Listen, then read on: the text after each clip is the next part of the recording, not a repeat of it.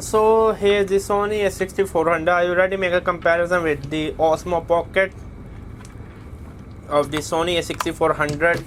The good thing about Sony A6400 is the display is very big. You see what you frame the exact you are going to record. But with the Osmo Pocket, the side effect is that the screen is square, so you cannot see the entire field of view what you are going to get in the shot. But this camera do not have a stabilizer. The Osmo Pocket have a stabilizer.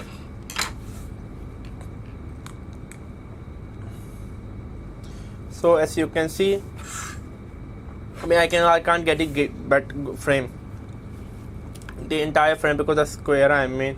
Yeah, if we are shooting the most videos is 16:9, this is 1:1 square, so I'm not getting the entire field of view. But for stabilizer, look at this thing.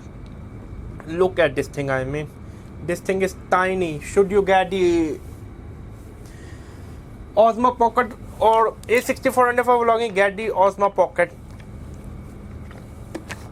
This thing is tiny, produce much better stabilized video. The video quality is better on this one.